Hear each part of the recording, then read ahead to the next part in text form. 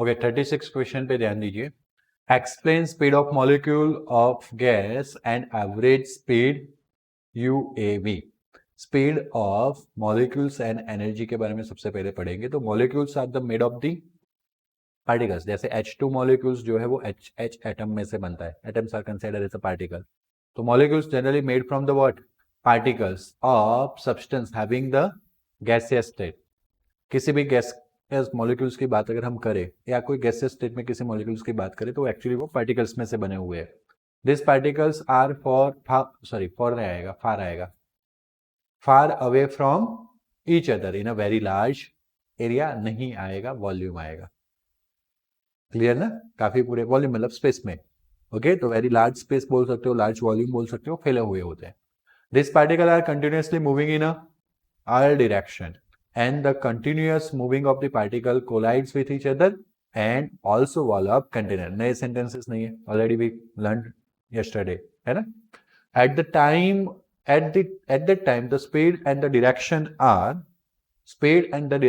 are changed and so that the particles in a container do not have same speed। Okay जब वो एक दूसरे के साथ टकराते हैं, कोलाइड होते हैं, कंटेनर के साथ टकराते हैं तो उनकी स्पीड क्या हो जाती है? चेंज। एंड कल भी बोला था ना, दैट्स व्हाई उनकी स्पीड कांस्टेंट होती नहीं है but have a different speed which is continuously changing. Okay एक ही पार्टिकल की बात करें तो भी उनकी स्पीड कंटिन्यूअसली उसकी क्या होती जाएगी? चेंज होती जाएगी due to the collision. Okay however at a one temperature the distribution of the speed of molecule is, but अगर पर्टिकुलर किसी टेम्परेचर की बात करें तो distribution of the speed same होना चाहिए। एवरेज मॉलिक्यूलर स्पीड उसी को बोलते हैं कि सपोज मॉलिक्यूल्स गैस के अंदर कितने हैं? एन। कोई एक गैस मैटर लिया हमने, उसके अंदर एन नंबर ऑफ मॉलिक्यूल्स है। ओके पार्टिकल्स को भी छोड़कर हम मॉलिक्यूल्स पे ही आते हैं। जैसे H2 गैस की बात करें स्टडी तो H2 मॉलिक्यूल्स की बात करेंगे। किसकी बात करेंगे? H2 मॉलिक्यूल्स की। तो H2 मॉलिक्यूल्स में n मॉलिक्यूल्स है। गिवन गैस के अंदर कितने मॉलिक्यूल्स है? n। Its individual speeds are u1 u2 dot dot dot un। तो what is average speed? Individual speed का summation divide by number of molecules. तो नंबर ऑफ मॉलिक्यूल्स कितने थे? n। आया समझ में? ओके तो ये हमने एवरेज मॉलिक्यूलर स्पीड्स के बारे में पढ़ा which is represented by UAV। But अब आगे की अगर स्टोरी करें, हम आगे की बात करें तो आगे हमारा क्वेश्चन है एक्सप्लेन वेलोसिटी डिस्ट्रीब्यूशन कर्व। हम एक्सप्लेन करने वाले हैं वेलोसिटी डिस्ट्रीब्यूशन कर्व को, या मैक्सवेल एंड बोल्ट्जमैन ने जो लॉ दिया था उसको एक्सप्लेन करने वाले हैं। इन शॉर्ट ये दोनों साइंटिस्ट ने लॉ दिया था through the velocity distribution curve. Eight a constant speed fraction of molecules will be remain constant, which is known as distribution curve. Okay, again it is known as Maxwell-Boltzmann distribution curve. Okay, which is also आएगा यहाँ पे तो अब sentence match हो जाएगा। Which is known as distribution curve, which is also known as Maxwell and Boltzmann distribution curve. Maxwell and Boltzmann indicated that distributions of the molecule at a gases and dependent upon the, यहाँ पे eight नहीं आएगा ना, distribution of molecule of gases depend upon temperature and molecule mass of gases। Okay यहाँ पे आएगा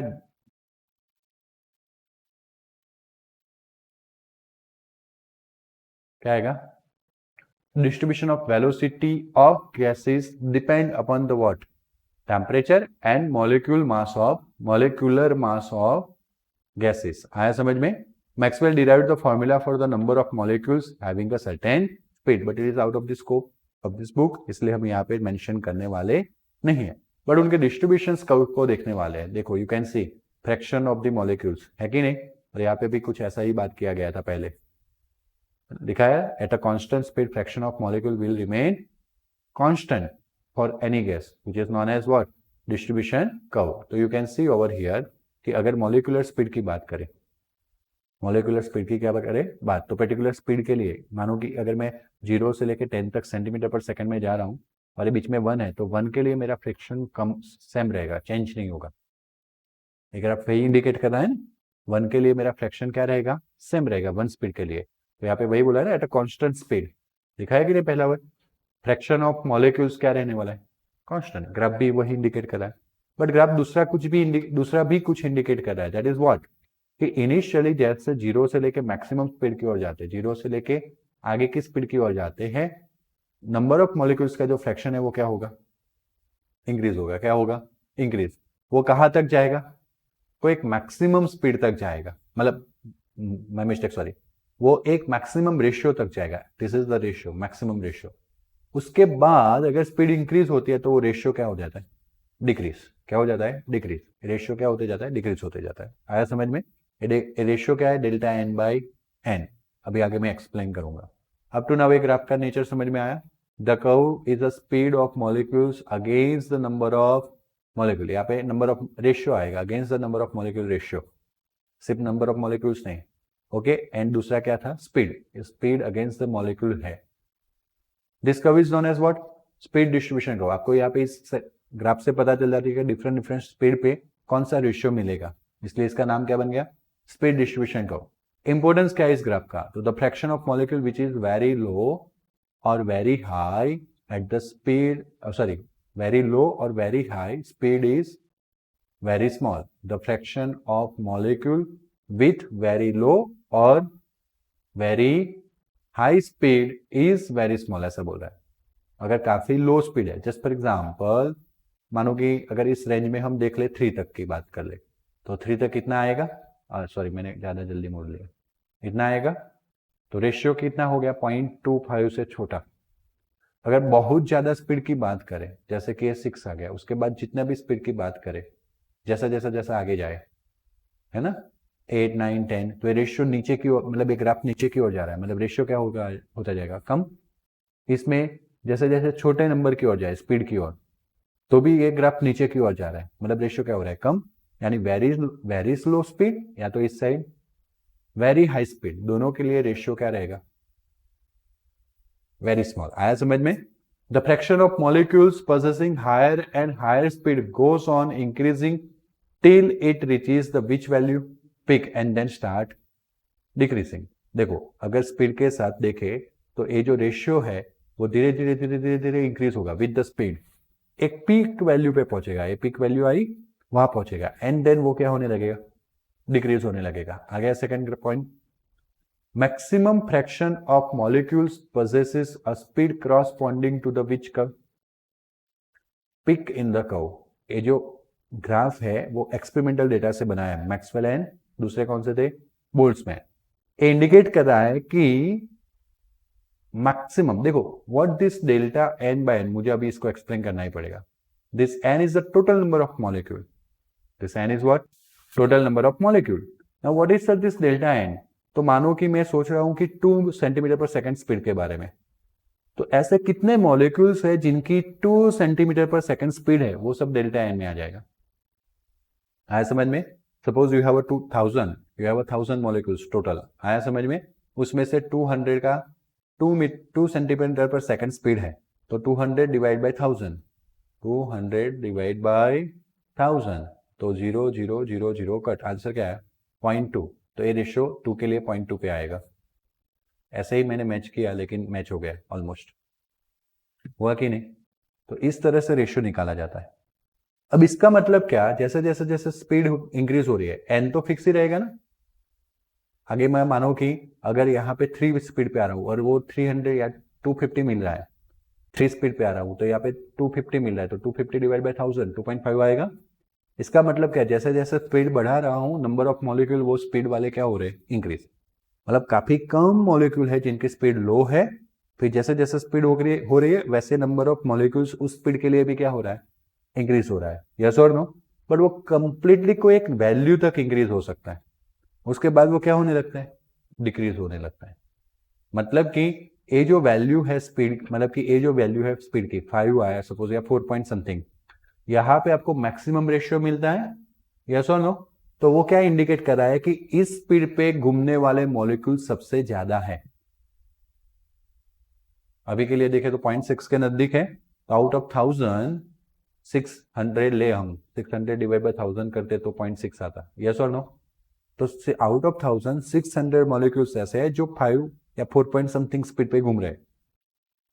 बाकी के सारे स्पीड चाहे उससे कम हो, चाहे उससे ज्यादा हो, 5 से कम हो, 5 से ज्यादा हो, रेशियो कम होने लगता है, मतलब कि बाकी सारे जो नंबर ऑफ मॉलिक्यूल है पर्टिकुलर स्पीड के लिए वो क्या हो रहा है, कम। आया समझ में? अगर हमारे क्लास में फिजिक्स के अंदर या केमिस्ट्री के अंदर आउट ऑफ 50 सबके 30 मार्क्स हो, मेजोरिटी 80%, तो हम क्या बोलेंगे, मैक्सिमम यहाँ पे मेजोरिटी स्टूडेंट्स के कितने मार्क्स है, 80। लाइकवाइज ए ऐसी स्पीड है जो मैक्सिमम मॉलिक्यूल्स के पास प्रेजेंट है। आया समझ में? और इसीलिए हम इसको क्या बोलेंगे, मोस्ट प्रोबेबल स्पीड। तो सपोज हमने कंक्लूड कर लिया कि इस क्लास में केमिस्ट्री के अंदर आउट ऑफ 50 सबके 30 मार्क्स है मेजोरिटी। तो अगर हमें रैंडमली किसी को खड़ा करना होगा और हम पूछेंगे व्हाट इज योर मार्क, तो हमारा पहला प्रोबेबिलिटी क्या होगा, 30। आया समझ में? तो the given amount of the molecules के लिए अगर कोई एक स्पीड मैक्सिमम रेशियो प्रोवाइड करती है, इसका मतलब कि वो स्पीड कैसी है, मोस्ट प्रोबेबल स्पीड। बोलो को डाउट? तो द कर्व इज, मैंने काफी कुछ एक्सप्लेन किया इसमें, याद रहा ना? The curve is a speed molecule against number of molecules मतलब this ratio, and this is known as distribution of which one, Max Boltzmann. और उसमें हमने एक 2 पॉइंट देखे, थर्ड पॉइंट पे आए थे, maximum fraction of the molecule possess the speed corresponding to peak in the curve. Okay, next, the speed corresponding to the peak in the curve called most probable speed, which is known as UMP. बोलो कोई doubt? Any doubt? Explain the effect of temperature on a Maxwell-Boltzmann velocity distribution curves. अभी हमने जो curve देखा था वो curve किसी एक टेम्परेचर के लिए था। कैसे? एक, अगर हम टेम्परेचर चेंज करते हैं तो curves going to be change, shape remains n, characteristics remains n, decrease to maximum, मतलब 0 to maximum, maximum to decrease, yes or no? Characteristics remains n, but थोड़ा सा कुछ ना कुछ चेंज आएगा। तो क्या चेंज आता है वो समझ लेते हैं। तो this is the T1 curve and this is the, देखो कर्व तो सेम टू सेम लग रहा है कि नहीं लग रहा है, and this is the T2, but over here you can C T2 greater than क्या है, T1। जब वो T1 पे था, कहां पे था, T1, तो मोस्ट परमेबल पीक वैल्यू थी, तो पीक वैल्यू के अकॉर्डिंगली यहाँ पे जो मुझे स्पीड मिलती है इस पॉइंट पे, वो मेरी कौन सी स्पीड थी, मोस्ट प्रोबेबल स्पीड थी। और रेशियो भी देखो काफी हाई था, मतलब कि इस स्पीड के लिए नंबर ऑफ मॉलिक्यूल्स बहुत ज्यादा थे। आया समझ में? नंबर ऑफ मॉलिक्यूल्स सीधा समझे तो नंबर ऑफ मॉलिक्यूल्स बहुत ज्यादा थे। Is it clear? But a ratio के फॉर्म में होता है, that is delta N by N. यही रेशियो मॉलिक्यूल्स को एक्सप्लेन करता है। नाउ अगर मैंने T2 greater than T1 temperature बढ़ा दिया, तो नाउ यू कैन सी कि this is my peak value, this is which value, peak value. तो पीक वैल्यू जो है वो कम हो गई, देखा रेशियो क्या हो गया, कम। हाँ, लेकिन you can see according to that speed is over here and speed going to be increase, left to right चला गया तो इंक्रीज हुआ। और आपको पता है कि टेम्परेचर इंक्रीज करने से मॉलिक्यूल्स की स्पीड बढ़ जाएगी, बढ़ेगी कि नहीं? बट अब जो यहाँ पे प्रोबेबल स्पीड कंसिस्ट करते हैं मॉलिक्यूल 600 मिले थे, लाइक फर्स्ट एग्जांपल अभी हमने दिया था, तो टेम्परेचर बढ़ाने से वो कम हो जाएंगे और सिर्फ 500 या 400 मिलेंगे। आया समझ में? नंबर ऑफ मॉलिक्यूल्स अभी स्पीड को जो कंसिस्ट कर सकते हैं वो 400 या 500 है, और स्पीड का वैल्यू क्या हो गया, चेंज हाई हो गया। तो समझते हैं relations between molecular speed and the number of molecule with increase in. तो comparisons of low temperature T1 and high temperature graph as under. According to the Maxwell-Boltzmann distribution curve, at the high temperature T2 is a flat and wide the two temperature curves. अब देखो सबसे पहले कि अगर ये T1 graph है और ये T2 ग्राफ है, तो T2 ग्राफ T1 के कंपेयर में वाइड हो गया, और ऊपर अगर T1 देखोगे ना तो ऊपर ऐसे जा रहा था, साफ बन के 7 एजेस थे, यस और नो? जो T2 में क्या हो गई, थोड़ी सी फ्लैट हो गई। तो as temperature increase the curve become flatten as well as wide. आया समझ में? जो कर्व है वो शार्प टोच नहीं बनाएगा, शार्प पिक नहीं बनाएगा, उसके यहाँ पे क्या हो जाएगा, फ्लैट हो जाएगा एंड वाइड हो जाएगा, थोड़ा ओपन हो जाएगा। कोई डाउट? कोई डाउट है इसमें? ओके, देखो इसके कुछ 3 पॉइंट्स है जो हम नोट डाउन करते हैं। पहला है most probable speed of molecules increase with temperature and curves become more wide at the which temperature, high temperature. Okay, तो सबसे पहले हमने क्या बोला, speed of molecules going to be increase with temperature, और इसलिए कर्व्स जो है वो क्या हो जाएगा, वाइड होगा। दूसरा, wide curve indicates that total number of molecules having more speed increase with, एक कर्व वाइड हो गया, इसका मतलब क्या है कि number of molecules having more speed going to be increases. कैसे है वो पता चला, तो समझो, यहां पे आ जाओ। यहां पे अगर आप देखोगे सेम स्पीड के लिए T1 में इतने ही नंबर ऑफ मॉलिक्यूल्स थे, ये T1 ग्राफ है ना, T1 टेम्परेचर के लिए इतने ही नंबर ऑफ मॉलिक्यूल्स थे। बट वही सेम स्पीड के लिए यहां पे देखो नंबर ऑफ मॉलिक्यूल्स देखो ऊपर चले गए, मतलब नंबर ऑफ मॉलिक्यूल्स क्या हुए, इंक्रीज। T2 टेम्परेचर के लिए तो टेम्परेचर T1 लो था तो मॉलिक्यूल्स सेम स्पीड के लिए, देखो स्पीड चेंज नहीं किया, सेम स्पीड के लिए इतने ही मॉलिक्यूल्स मिलते थे। जब टेम्परेचर T2 हमने हाई किया तो अब T2 ग्राफ तक जाना पड़ेगा ना, एक ग्राफ हुआ T2 का, तो ये ऊपर चला गया, यहाँ पे ऊपर जाना मतलब इंक्रीज हो रहा। तो सेम स्पीड के लिए टेम्परेचर इंक्रीज करने से मॉलिक्यूल क्या होते हैं, इंक्रीज होते हैं। क्या हो जाते हैं, इंक्रीज हो जाते हैं। तो वो चीज हमने देखा, wide curves indicates that number of molecules having more speed increase with temperature. Okay, value of average speed increase at the high temperature than the T1 and the most probable speed is low. Okay, most probable speed जो है वो क्या हो जाएगा, लो हो जाएगा। अब listen carefully, ये क्या बताना चाहता है, देखो वैसे क्या होता है, एवरेज स्पीड ज्यादा होती है, मोस्ट प्रोबेबल स्पीड लो होती है। वो डायरेक्ट इंडिकेशन हम मेजर कर लेंगे, दिख रहा है कि नहीं, ए लाइन एवरेज स्पीड का है और ए लाइन किसका है, मोस्ट प्रोबेबल। और average speed right hand side है, मतलब वो एवरेज स्पीड ज्यादा है, देन मोस्ट प्रोबेबल स्पीड जो है वो क्या है, कम। एवरेज स्पीड अभी इसके आगे वाली थ्योरी में देखा था, इंडिविजुअल सारे स्पीड का summation divide by number of molecules, देखा था ना। Okay, this is the root mean square speed. Electron हम पढ़ेंगे कि हम ईच एंड एवरी स्पीड जो U1 plus U2 plus U3 किया था ना, उसका हम स्क्वायर करें, क्या करें, स्क्वायर, फिर उसका मीन निकाले, मतलब U1 square plus U2 square plus U3 square dot dot dot UN square, division में n रखे, सिर्फ स्पीड का स्क्वायर किया था। फिर हम अंडर रूट n कर दे, क्या कर ले, मतलब अंडर रूट कर दे टोटल क्वांटिटी को, तो स्क्वायर किया, मीन किया, फिर रूट कर दिया, तो वो UMS sorry RMS, square mean and root, URMS value देगा जो एवरेज से ज्यादा होगा। तो ये तीनों का ये रिलेशन है, किसी भी टेम्परेचर पे यही रिलेशन फॉलो होता है। मोस्ट प्रोबेबल से एवरेज स्पीड ज्यादा, एवरेज से कौन सा स्पीड ज्यादा, RMS स्पीड ज्यादा, है ना। आपको याद रखना है, MCQs के लिए काम आएगा। तो यहाँ पे वही लिखा है कि average speed is increase at the temperature T2 then the temperature T1, यानी lower temperature, then the which one, most probable speed. Okay, U average and UMP value is low at the which temperature, high. अगर आप दोनों को देखो तो high temperature यानी T2 curves, yes or no, तो that at that time U average UMP values is low at the which temperature, high। High पे लो कैसे हो गए, वो तो ज्यादा है। देखो ऐसे जाओगे वैसे बढ़ेगा ना, बुक में देखना पड़ेगा आपको कैसे है।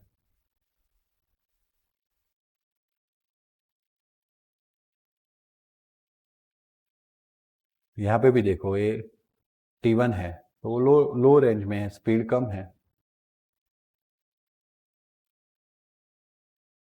या तो फिर आप ये देख सकते हो कि this is T2 graph, T2 graph पे ये जो स्पीड है उस वक्त नंबर ऑफ मॉलिक्यूल्स कम है, दिख रहा है यहाँ पे, और this is for the T1 graph, for this probable and average speed number of molecule क्या है, ज्यादा।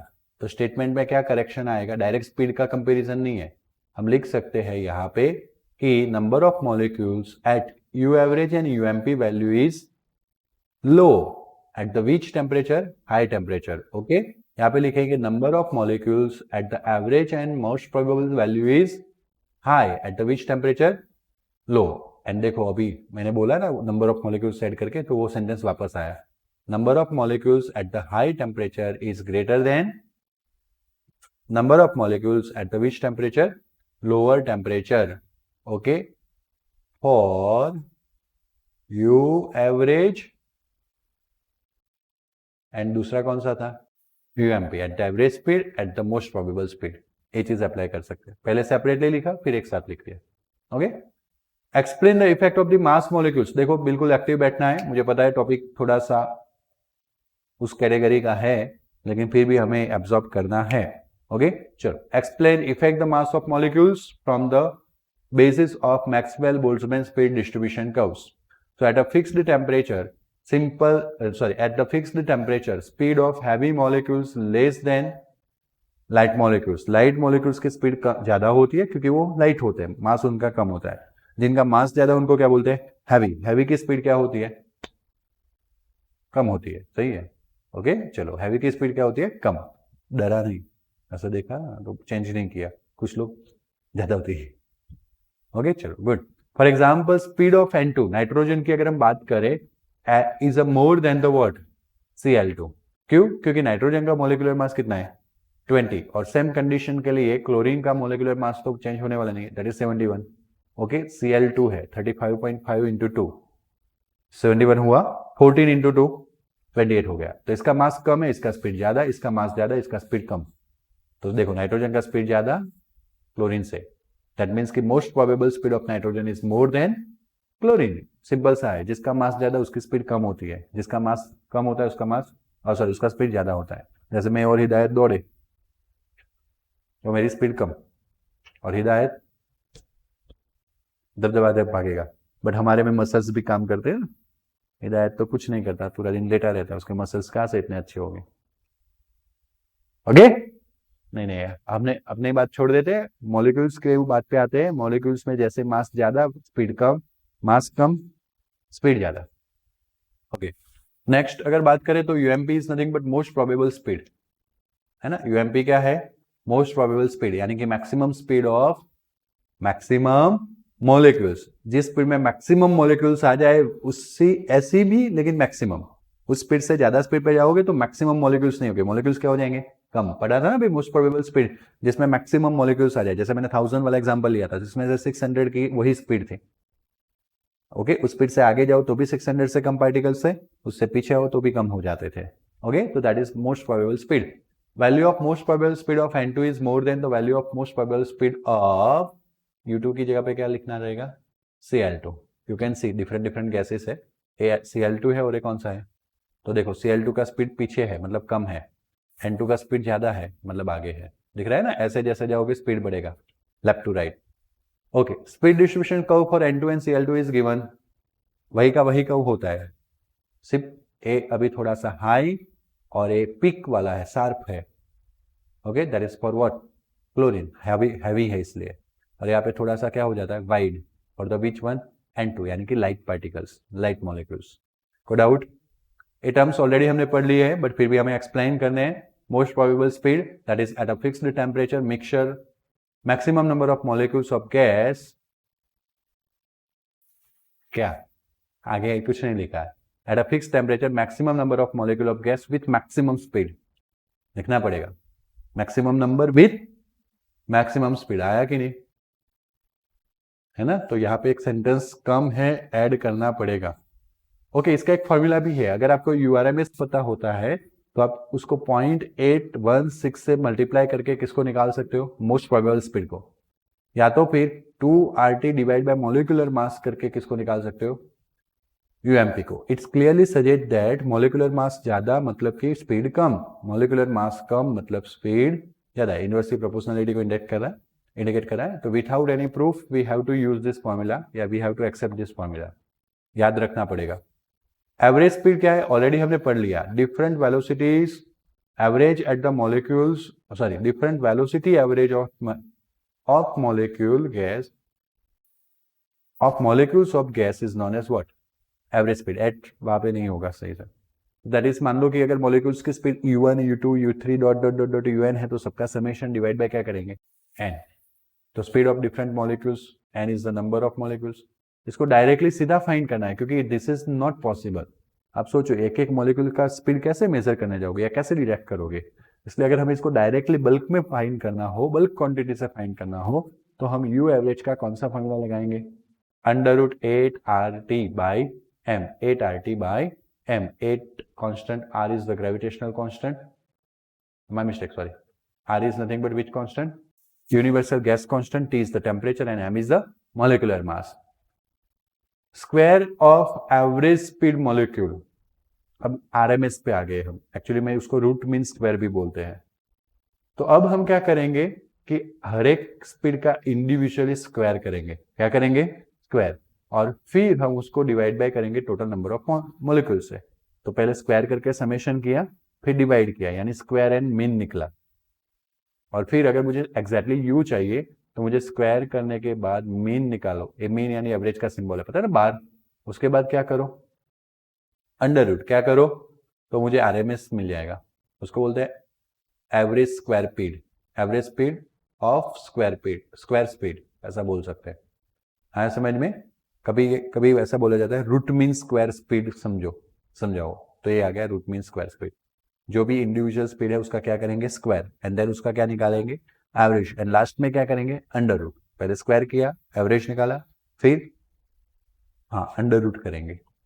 Relationships between the different types of speed, तो ऑलरेडी हम पढ़ के आए हैं। तो अगर यूएमपी की बात करें, मोस्ट प्रोबेबल स्पीड की बात करें, किसकी बात करें, मोस्ट प्रोबेबल, तो 2RT अपन क्या था, m। ओके, अगर हम एवरेज स्पीड की बात करें तो अंडर रूट 8RT अपन क्या था, m। अगर हम इसको u में कन्वर्ट करने का ट्राई करें तो अंडर रूट 3RT बाई क्या था, m। तो 2RT, 3RT एंड 8RT। अगर मोस्ट प्रोबेबल है तो 2RT, एवरेज है तो 8RT, और मीन स्क्वायर स्पीड है तो 3। सर कुछ तो बताओ रास्ता, नहीं तो ये तो हमें RT अपन m तो याद रहेगा, बाकी सब घोटाले हैं। इसमें पाई छोड़ देना, गलत है, क्या है, नहीं है। ओके चलो, तो देखो root mean square, root mean square में रूट मीन स्क्वायर कितनी चीजें आती हैं, तो अंदर फॉर्मूला में भी 3 आता है। ऐसा किसी महान इंसान ने प्रूव नहीं किया है, समझ में आया? But this is the trick to remember. फिर ऐसा मत सिखाना, हमारे अमित सर तो बोलते थे ऐसे रूट मीन स्क्वायर, उंगली में 3 आ गए मतलब यहाँ 3 लिख दो, hence it is proved by Amit Guru ji. है भव्य?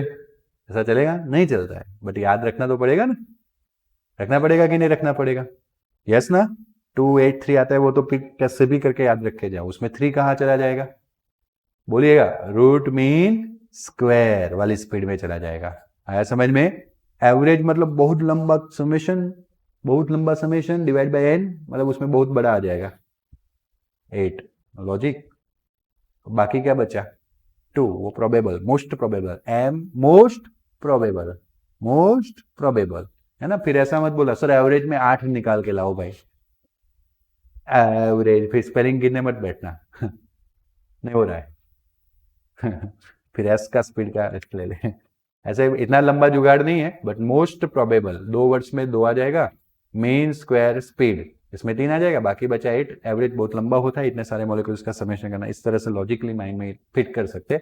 ये सारी बातें जो मैं 5 मिनट से कर रहा हूँ फॉर रिमेंबरिंग ओनली, ऐसा कोई इसका बेस सपोर्ट नहीं है।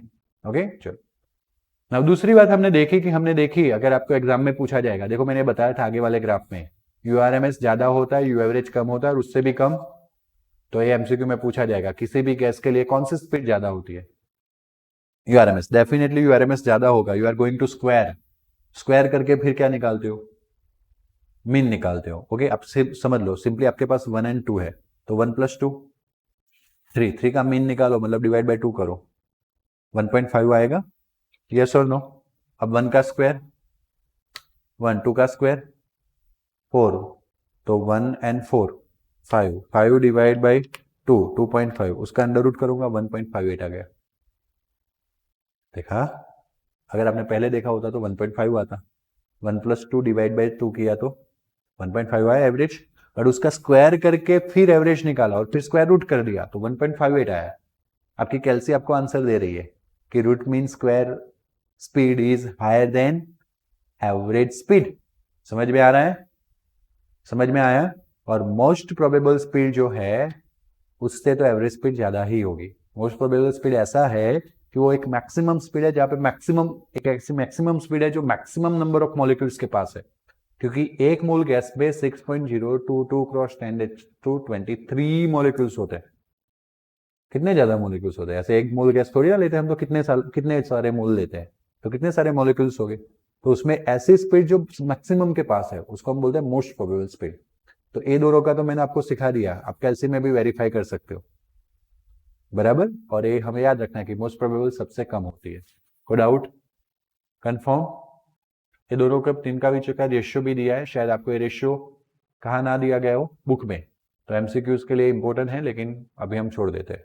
ये रेशियो कैसे आता है, बिल्कुल सिंपल है, यू एम पी, डिवीजन में मुझे क्या करना है, यू एवरेज, तो मोस्ट प्रोबेबल मतलब क्या हुआ, √2 RT/m हुआ कि नहीं, और यहाँ पे क्या होगा 8 RT/m, जो सही है वो तो कट हो जाएगा, यस और नो, सही है मतलब सेम है वो तो कट हो जाएगा, तो √2/8 बचा, 1/4 बचा, 1/2 बचा, आया समझ में, मतलब यू एम पी 2/8 बचा ना, 1/2 मतलब 1/4 बचा, उसका स्क्वायर रूट निकाला तो 1/2 तो 0.5 होता है, U M P is 0.5 of what, U average, ऐसा आना चाहिए ना, मतलब कि अगर इसको मैं 1 लूँ तो ये 0.5 नीचे आएगा, तो ये डबल हो जाना चाहिए, क्या होना चाहिए, बट यहाँ पे तो 1.128 लिया है, चलो छोड़ो, ऐसे भी बुक में नहीं है, बट हम तो इस तरह से डील करेंगे, जो फॉर्मूला हमें पता है, इज इट क्लियर, बाकी तो काफ़ी कुछ दिया गया है, that is NEET and JEE, NEET and JEE के लिए। Okay, explain the kinetic energy and the average translation kinetic and average square speed. Kinetic energy of molecules represents as follow 1/2 mv square. Average translation kinetic energy चाहिए तो 1/2 mv square is known as what? Translation kinetic energy. But मुझे अगर average चाहिए, क्या चाहिए? Average square speed के चाहिए, तो u square करके उसका average निकालूंगा. That is nothing but what? Average speed of root of all molecules in a motion in a which line, straight line. Gaseous molecules को हम straight line में motion करते हैं मानते हैं, that's why average square speed is a measurement of what, average kinetic speed of the gaseous molecule.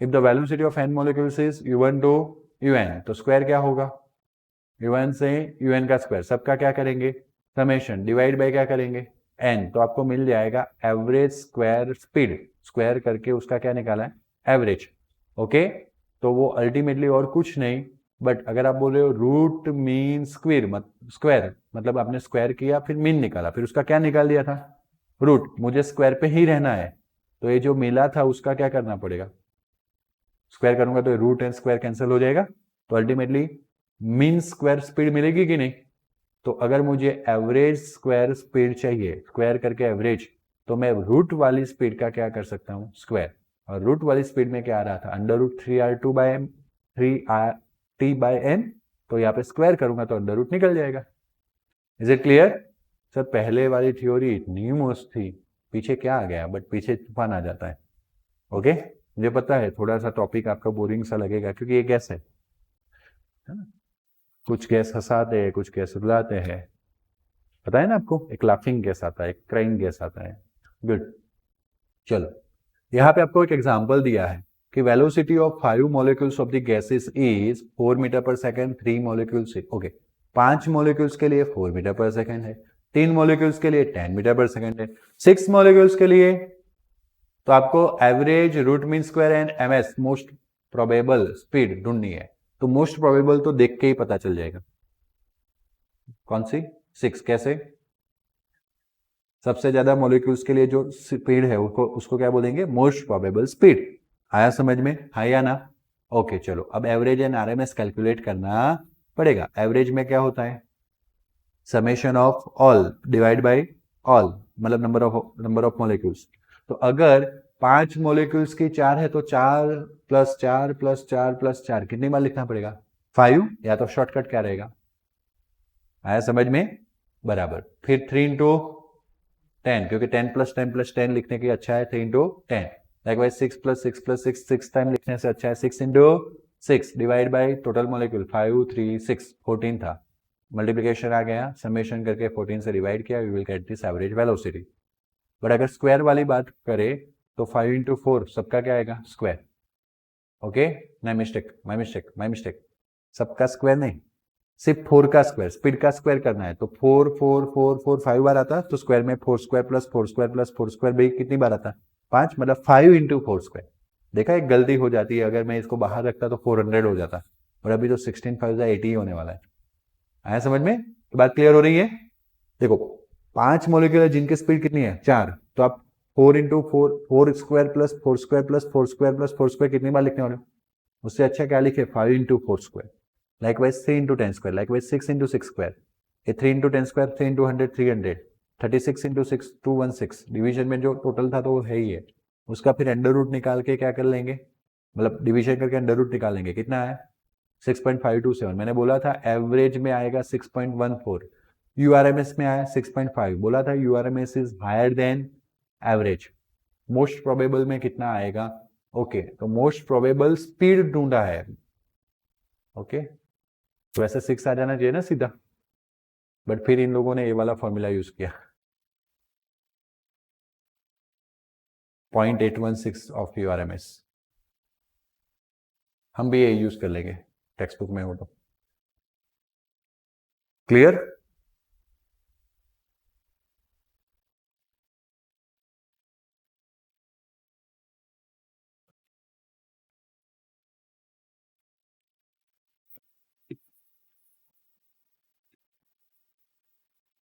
Okay चलो 0.816 of what यूआरएमएस। एक बार मैं ट्राई कर लेता हूँ ये रिलेशन निकलने वाला है कि नहीं। मोस्ट प्रोबेबल एंड डाउन में कौन आएगा?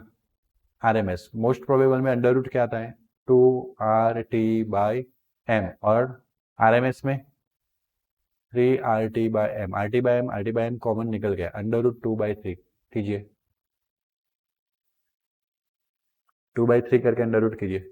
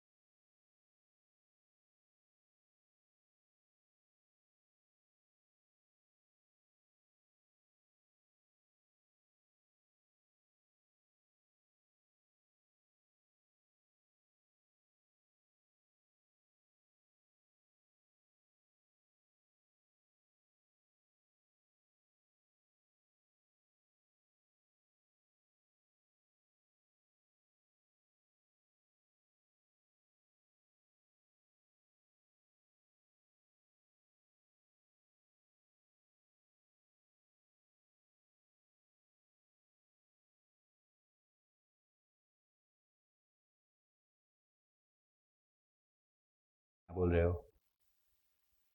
ओके तो मिल गया आपको 0.816। तो देखो आपको इसको याद करने की भी जरूरत नहीं है, अगर भूल जाओ तो ये रास्ता है। अब ये जो यूआरएमएस है उधर चला जाएगा, तो u RMS u MP is 0.816 of what u RMS. Is it clear? Likewise जैसे मैंने यहाँ पे यूएमपी यू एवरेज किया था ना, वैसे आप यू एवरेज यूआरएमएस भी कर सकते हो। यू एवरेज यूआरएमएस भी कर सकते हो, तो ये आपको इतना मिलेगा। You can check it out at your home. Okay घर पे देख लेना। ओके तो इस हिसाब से 5.326 आ गया। तो देखो मोस्ट प्रोबेबल स्पीड जो है वो 5.3 आई, कम आई कि नहीं आई? 6.5 6.41 से कम है कि नहीं? तो सबसे कम कौन सी स्पीड होती है? बोलिए। Most probable. तो इस तरह से आपको याद रखना है, एमसीक्यू में पूछा जाए तो 1 मार्क्स के लिए इतना ही जरूरी है। बट द थिंग न्यूमेरिकल आपको कैलकुलेट करना आना चाहिए। तो अप टू नाउ हमने सारी आइडियल गैसेस के बारे में बात की। किसके बारे में बात की? अब कल आप आओगे तो मैं आपको रियल गैसेस की जर्नी कराऊंगा, पूरा रियल गैसेस के बारे में बातें करेंगे, क्या क्या हो सकता है। बात clear? Okay then, see you in next lecture. Good bye, take care, thank you.